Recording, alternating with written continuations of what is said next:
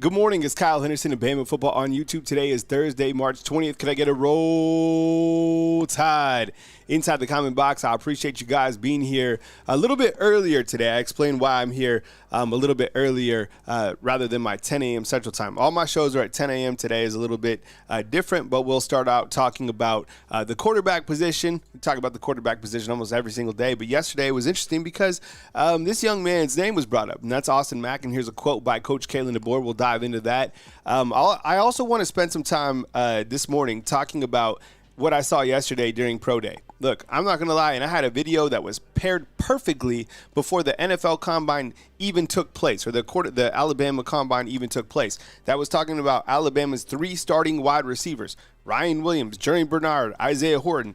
I was talking about those guys. Guess what happened? Those were the guys catching balls for Jalen Milroe yesterday, who, by the way, looked pretty good yesterday, running a blazing 4.3 40 time. We'll spend some time discussing that, all this and more today on Bama Football on YouTube. We'll preview one last time Alabama versus Robert Morris, which takes place at Friday in Cleveland, Ohio.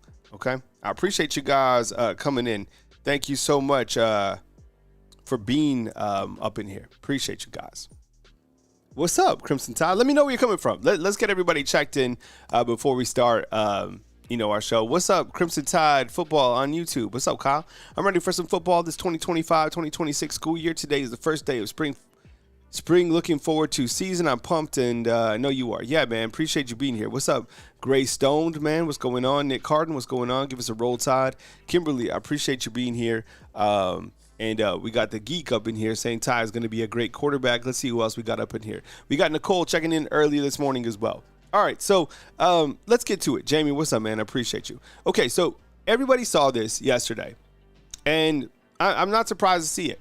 People start talking about Austin Mack, Alabama's dark horse quarterback, right? They feel that, it's a 2-horse race between Ty and Keelan Russell.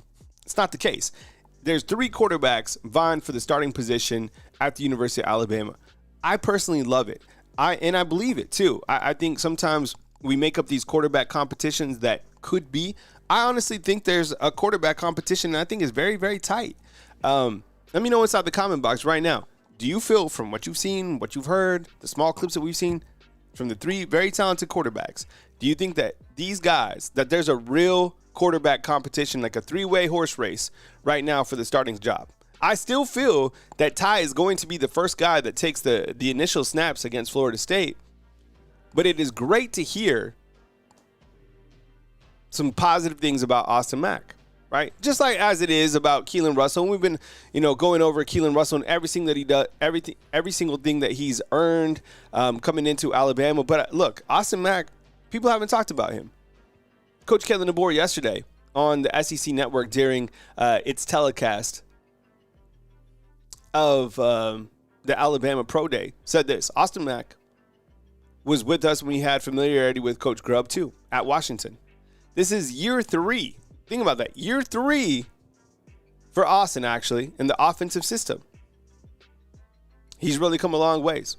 That's Coach DeBoer yesterday to the SEC Network. He talked about each of the quarterbacks. There's plenty of good articles, some good stories that you can go read on that. Or if you watched it yesterday, I think that he brings up a hell of a point. Is like Austin Mack has been in this system for 3 years. He was recruited by DeBoer. He was recruited by Ryan Grubb specifically based on his skill set to be a quarterback at Washington down the road after Michael Penix Jr. Not directly after him, but you get what I'm saying? They were grooming him to be part of that offensive system. I'm not going to lie.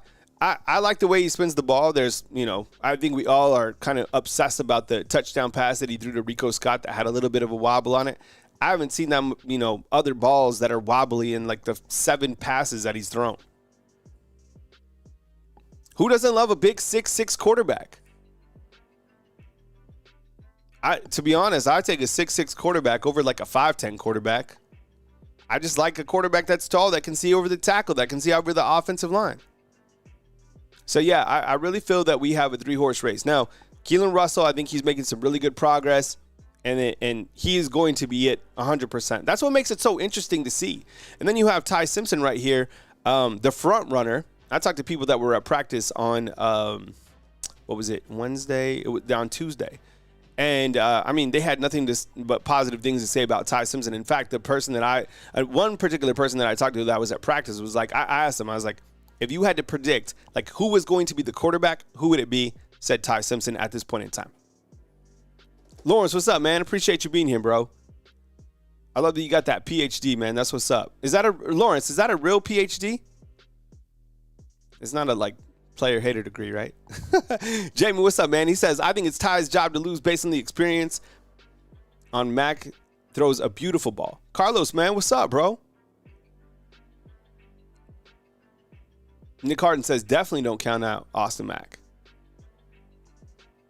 Nick Harden chimes back in and says, we have the roster for the national championship, especially that Ryan Grubb is here. You know, look, you put kind of like lofty expectations on Alabama every single year just because of who the team is, what the brand is. But, dude, you know what? Hell yeah, bro. Like, you're right. There's no beating around the bush. I think the missing link to all of this, there was a couple missing links last year. But, yeah, man, like, Ryan Grubb being here is a hell of a boost in a million different ways. And and as I segue into my next topic, I'm feeling really good about the offense. Now, I don't feel like 100 on the offense.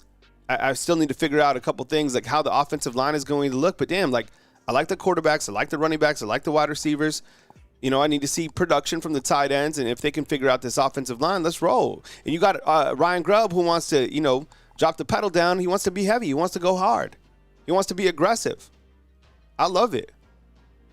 I'm here for it. All right. So why am I here early? All right. I'm going to spill the beans, okay? So got a text message late last night. I won't tell like all the particulars. But got a text last night that my daughter was being invited to go be a special guest to go watch Alabama basketball play. So everything is, you know, taken care of. I'm so grateful for this. And she's going to be up in Cleveland, Ohio, as Alabama takes on Robert Morris. Hopefully they can get to, you know, past them and you can focus on round 2. But yeah, how exciting for a 12-year-old, right? That's what's up. So I had to do the show because they're flying out privately, of course, today at 10:45 here from Tuscaloosa Airport. So that's what's up, man. I'm so pumped. She's got a duffel bag. She's good to go. Yeah, so she'll be maybe we'll see her on the TV here on Friday as Alabama takes on Robert Morris. Lawrence, that's what's up, man. That's congratulations on your PhD, bro. I love education. You know, my mom did some schooling recently. She got a degree from business analytics from Harvard. So high-level thinkers. You know, T has 2 master's degrees. I love mental stimulation. Snell's Word inside the comment box, the $5 super chat. I appreciate you, man. Why do people forget about Ty Simpson? Would have had a 79-yard touchdown had he not dropped the ball before crossing the goal line. Yeah, you know, people forget about that particular play. You know, that seems to happen at least like 10 different times during the college football season. You know, hold the ball until you go all the way through, right? Give it to the official. You know what? I heard on The Tide That Binds, which is the Alabama docuseries. Did you hear when Bray Hubbard? Oh my goodness! Yesterday's story. I guess I should talk about yesterday's story or yesterday's episode. Spoiler alert, real quick. Who saw this? Who's been watching this? Bray Hubbard. I love Bray Hubbard, but Bray Hubbard, he returns a pick 6. And he's like kind of showboating, and you can hear Coach Kalen DeBoer ripping him through the earpiece. And Kane Womack, Coach Kalen DeBoer is like, man, you got to tell him to act like he's been here before. And Kane Womack's like, man, I'm going to get him right, Coach. I'm going to get him right. So, hey, KT, I appreciate that. That's what's up, right? So Lacey's going to be up in Cleveland. Yeah, Snellsworth, thanks, man. I appreciate the super chat. That's what's up, bro.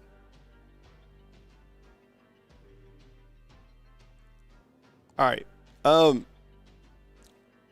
Coach Jalen DeBoer also said this to the SEC Network. He said this regarding Alabama's first 4 practices. Again, they practice again number 5 today. He said, love where the heads are at, our minds are at. The intentions are really good. The work ethic supports the goals that we have. We're not perfect yet, but we do have a lot of really good things across the board.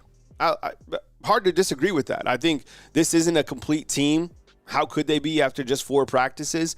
They do have some spots that they need to work on, but I feel a hell of a lot more confident about this team right now and about the coaching staff, and particularly compared to last year. And that's something that I'm going to continue to say going forward. I like where a lot of the components are at, and just like Nick said inside the comment box, a lot has to do with Ryan Grubb, plain and simple, right?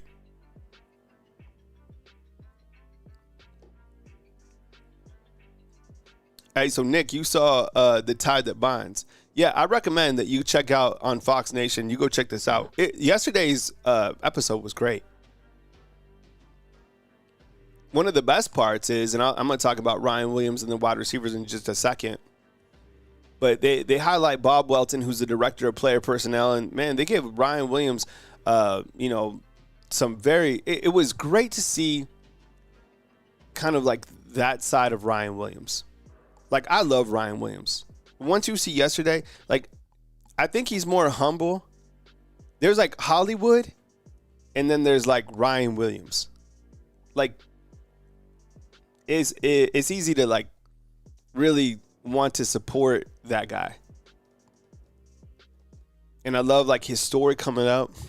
He's the next great thing for Alabama. He's here. Hey, KT, I 100% agree with Bray Hubbard. He talked about his mom passing away at 12 years after she battled breast cancer for a long time. We have someone battling breast cancer inside the comment box, Miss Jenny Cackney, and it's serious. And we support her, but he battled through that at just being 12 years old. And every single thing that he does moving forward is about his mom. I love it. Kimberly asks, I wonder who's going to transfer from the quarterbacks. I don't think that you get a transfer from the quarterback room. I really don't. Because this quarterback competition is not going to be solved during the springtime. We're not going to know if Ty Simpson is like going to be like the official guy, Austin, or Keelan Russell. I think it's going to play out, even into the season, right? I don't think there's going to be a point in time where Alabama like 2 platoons its quarterback or anything like that. Claudia, I appreciate you being a new subscriber. But I think that Ty will get the first opportunity, and Jalen DeBoer and Ryan Grubb will make sure that they have the best quarterback leading the team, plain and simple. But getting back to Coach Jalen DeBoer's comments here on the board, he likes where things are at right now, right? Likes where the mindset is at. And that's a very positive thing to hear at this point in time. Also in the news, Jalen Milroe, okay? I don't know if you guys were able to see the SEC telecast. I watched it after the show yesterday. Number one, Jalen Milroe looks amazing, okay? Like physique-wise, body type. I think he threw like 52 passes and he completed like 45 of them. There's no defense out there. He's just throwing on air, okay? He looked good. He did. He looked really good. I thought it was a positive play. Yesterday I said in my show, I didn't feel the back end, like after Jalen Milroe finished his season, I don't think some of the things were managed well. Yesterday, things went about as good as they could go for Jalen Milroe, right? He had dinner, a couple guys did with the Pittsburgh Steelers. But look, I think there was a couple people that said he ran like a 4.4, 4.5. We already know he's fast. We already know he's the fastest quarterback in the country. But to like actually see it and for him to do it in front of NFL scouts, and he threw a ton of balls, right? Jordan Palmer is working with him as his quarterback's coach. He looked good. Let me ask you inside the comment box, no matter how you felt about Jalen Milroe this past season or whatever, did he look good yesterday? Yes or no? Like, was it a positive outcome for Jalen Milroe? Yes or no yesterday? I would say yes. Like, if you straight up was that good for him, bad for him? I would say that was really good for him. And I think that did move him up, from wherever he was at. I don't know if he's going to be a first round, second. Nobody knows.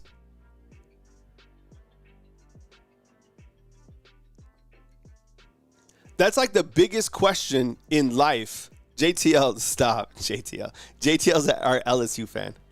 JTL is still mad about the LSU game. That was featured on the Tide That Binds, JTL.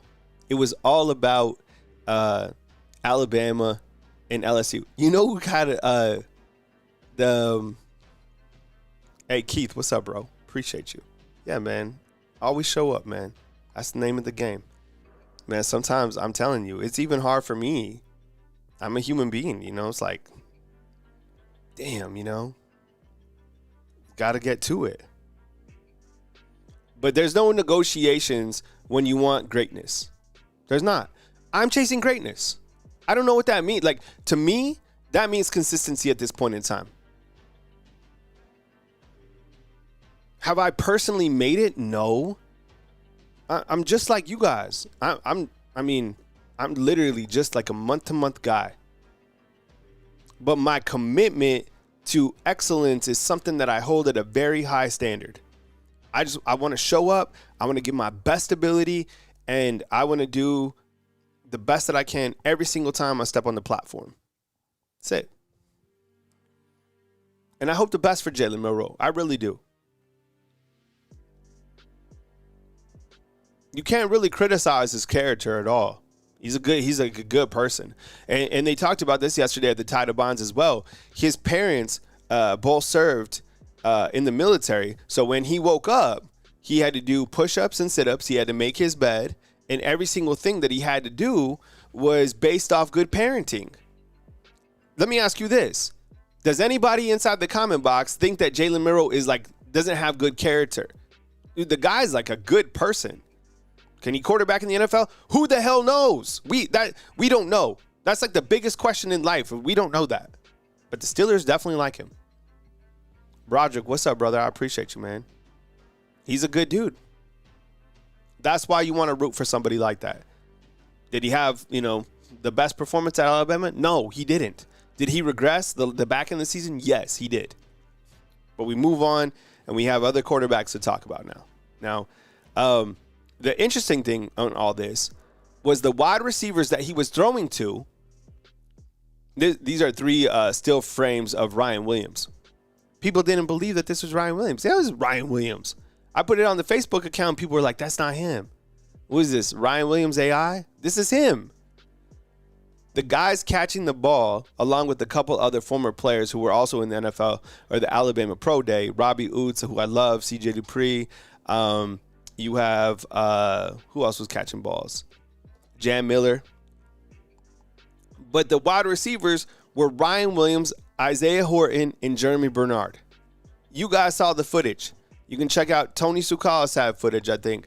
Mike Rodak had footage. Nick Kelly. They all had the same footage of Isaiah Horton. Yo, Isaiah Horton looked fantastic. Like, he looked absolutely the part. I want to preface this by saying we said the same thing about Malik Benson when he was catching passes, and he ended up doing not a lot here.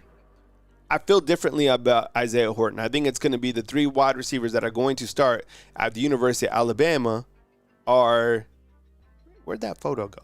Are going to be Jeremy Bernard, Ryan Williams, and Isaiah Horton.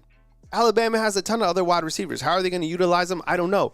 Following the combine, one guy that was highlighted was Rico Scott. I've been talking about Rico Scott since the Michigan game. I saw it with my own eyes. As soon as he took that end around and caught a pass, he's right there. Cole Adams, he's back. He was highlighted in the Tide that Binds. He's right there. Bubba Hampton, he's out. Derek Meadows has been highlighted recently by Coach Kalen DeBoer because he's 6'6". Lazier Brooks has been getting highlighted. Robert Hell, what's up, man? I appreciate you being here. And then you had Jalen Mbakwe.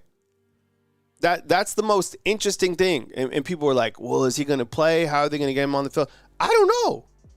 We have no idea how the other wide receivers are going to be utilized, but Alabama fought to keep him for a reason. Whether they want to put him on defense, offense, special teams, Alabama fought for him for a reason. Another wide receiver I didn't talk about is Jalen Hell. Shoot, man. He's back too. So let me ask you this. if you watched this SEC Alabama Pro Day, who was excited or who was impressed about the Alabama wide receivers that are about to be stepping on the field in 2025? Just catching routes. Just like if me and you went out there and I had you running routes for me, like who was impressed? Who was impressed with Isaiah Horton? I was. That dude's 6'4". Who was impressed with Ryan Williams? Trivia. What did Ryan Williams say about Jalen Milroe after the combine? Trivia. What did Ryan Williams say about Jalen Milroe after the combine?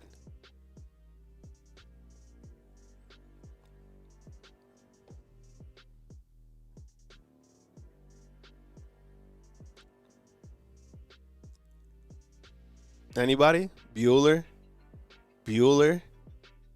So after the combine, people are doing interviews and stuff like that. And Ryan Williams is like, he's like, Milroe's fast. We knew this. He's like, I'm glad to see my dude run a 4.3. But he's like, Milroe knows that I'm faster than him. So that's what he said. But wasn't it Jalen Mbakwe that was faster than Ryan Williams? I can't remember. Like, there was somebody who was faster, like the fastest. Exactly. Oh, Yono, what's up, man? Appreciate you being here. KT's back on that depth. There's enough depth to create a lot of variety. 100%. Dwight chiming in, man. What's up, Dwight? I like how they let the Alabama A&M players join in the pro day. Yeah, I saw some of those guys. I didn't really know too much about them, but I did like that the guys were being able to play on that large of a stage, right? Think about that. And that's what I was thinking about, like with the guys, like with the wide receivers that are coming back for 2025, having that opportunity to compete in front of NFL scouts, getting an early taste. Can you imagine, like, all the NFL scouts that were there? There was a couple of head coaches there. They go back home, and they're like, all right, what'd you see in Tuscaloosa? What'd you see about, tell me about Milroe. Okay. Yeah, he's fast. Okay. How'd he look? How'd he throw? Good. What else stood out? Well, C.J. Dupree caught a couple passes. Tyler Booker, did this and that. Tim Smith, blah, blah, blah. But, kind of looking down the future, Alabama has these 3 wide receivers that I think could be, first, second round type guys. Really? Who are they? Well, Ryan Williams, he's not even. Think about this about Ryan Williams. This blows my mind. Okay. Eli Pond, what's up, man?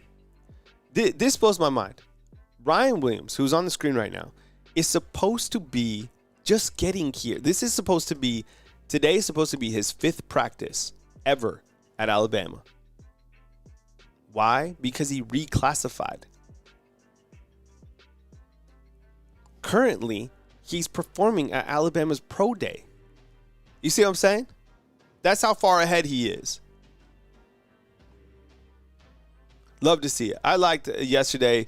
I didn't dive too much into the particulars, but I knew Jahad Campbell, who didn't compete yesterday, he's going to be a first-round guy. I'm starting to see Tyler Booker slip a little bit. I don't understand why. I think he'd be quality. I think the 49ers even mentioned that they were interested in him. I'd love him to be a member of the 49ers.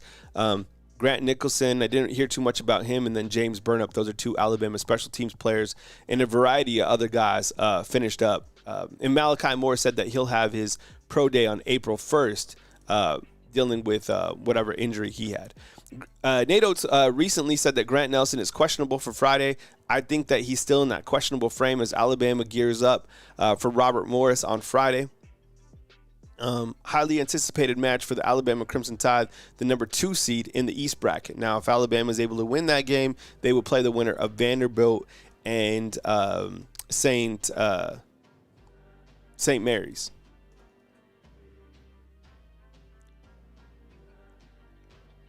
And I think when you look to the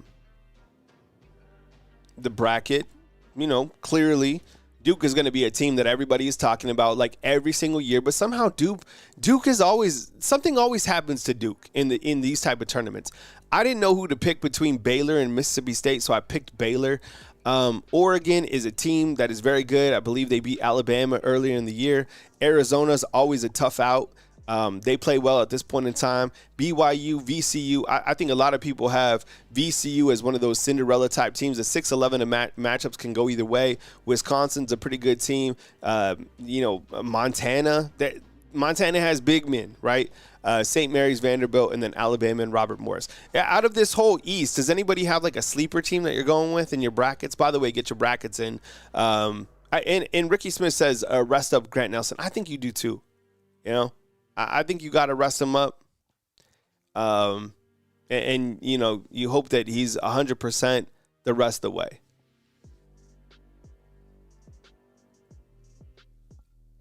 Matt Dunn, what's up, man? I appreciate you guys. I'm jumping on a little bit earlier, and my show will be a little bit more condensed today. I explained why earlier. I'll say it one more time. My daughter was invited last night. I'm not going to say by who, but to be a special guest for the Alabama basketball tournament. So she's flying out privately here at 11. So super pumped for her. Antonio Snell, what's up, man? He has Vandy as the sleeper, which is dangerous because Vandy. So Vandy, 14 teams from the SEC made it. I mean, going against St. Mary's, Vandy's been battling just like everybody else in the SEC. Louisville, a lot of people picking Louisville. Calvin, what's up, man? Calvin says, what makes Ty Simpson a great quarterback is what he has done. He reminds me of Cooper Bateman. I appreciate it, Calvin. There's a million reasons. Oh, Grand Canyon is always kind of there. Missouri's good, too. They were a lot better than I thought when I watched them. James, what's up? Says the quarterback competition is between Austin Mack and Keelan Russell. I just think it's a 3-horse race, man. And I didn't feel that way in January. In January, I felt it was more kind of tipped towards Ty, but I don't feel that way anymore. And that's no disrespect to any of the guys. I just think each of those guys brings a lot. And I'm excited about it because Ryan Grubb paired up with the quarterbacks. Give me it. Herman, man, I see you, man, inside the comment box. Thanks so much. And I might dip back later today because Alabama does have a practice, and there will be player interviews today. I don't know which players they'll be interviewing. I'd like to hear from Ty Simpson, to be honest. Maybe it'll be Ty Simpson. I'll manifest it. Let's get a Ty Simpson interview. Or how about a Jan Miller?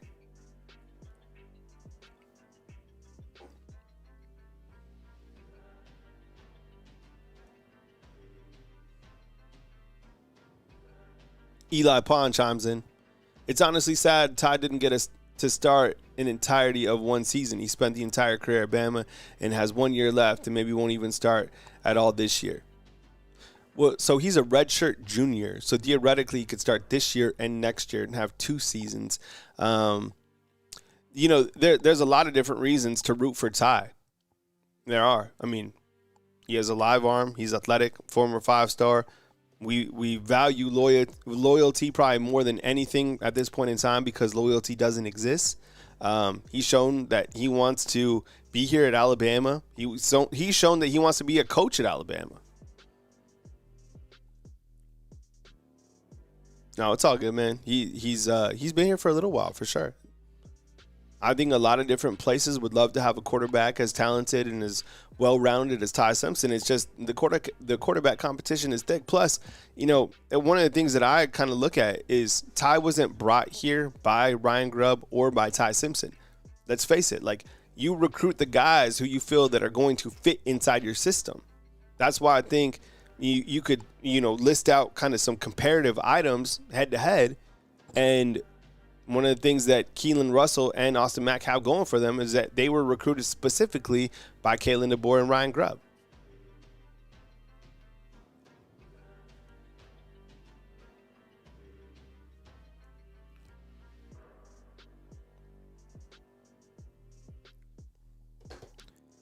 But yeah, that'll probably be my morning post this morning. I got a lot going on this morning, but I probably pipe in maybe a little bit more in length tonight. Being that we have practice, being that Alabama has a game on Friday, we have some. There's some Thursday. There's some Thursday games too. March Madness. I know that some games are kicking off, so I don't know about moving Daniel Hill to tight end. Now listen, if I disagree with you inside the comment box, I'm not belittling you. I would never belittle anybody. Like, I am not above anybody. I come from very humble beginnings. I'm nobody. I'm just, a content creator. But I don't agree with this. I think that Daniel Hill is built to be a running back. He's 240 pounds. I don't know how many opportunities that he'll get this year. I hope that Alabama utilizes him maybe like 10 yards out from the end zone. 240 yards, they're 240 pounds. That's a lot to mess with. But I think as we continue to learn more about the running back room, we understand that it's completely full. And I do feel that a running back will transfer into the portal. I do not have any sort of inside knowledge on that. But when you look from top to bottom, there's a lot of guys there that could, maybe somebody could bounce out.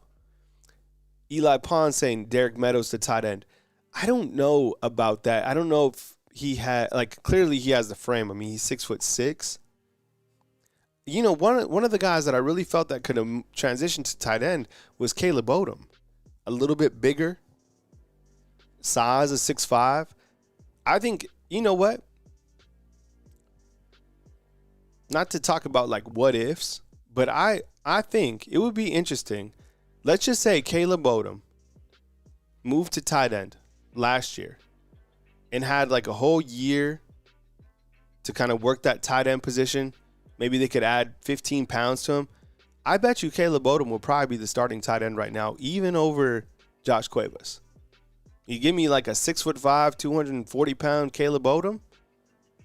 But Gelato, I think you're right, man. I think he specifically wanted to be a wide receiver. And most wide receivers, let's face it, what do wide receivers all kind of share? What is the common denominator with the wide receiver? Ego. They have some of the biggest egos that exist. That's just the position, right? I mean, we all know that. I think Caleb Odom will be a fine wide receiver. I think he would have been a really good wide receiver this year. He stays on the roster. I don't even know if he plays that much this year again because of the wide receiver talent that Alabama has. John points out that tight end is just hard to learn. That you know what? That is a really good point. Tight end is really hard to learn. Just you being an offensive lineman, you have to have a high IQ. On the Wonderlic test, those are all the guys that are scoring the highest, right?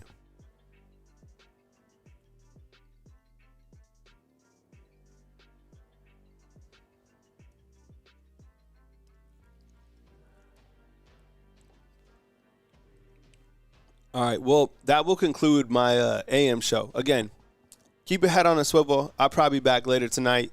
You'll have a player interview that I'll post at some point in time today as Alabama holds its 5th practice. I appreciate you guys being here. And thanks for chiming in. March Madness starts today. Joe, get better, man. Saw that you're home sick inside the comment box. Thoughts and prayers for you, man. Rest, hydrate. Man, take care of yourself, because I was sick, man. I was sick for 14 days. So, got to get back with it, man. All right, coming to you from beautiful Tuscaloosa, Alabama on this fine Thursday, March 20th on my morning segment. Kyle Anderson, Bama Football on YouTube. Be good people. Stay where your feet are at. I'll catch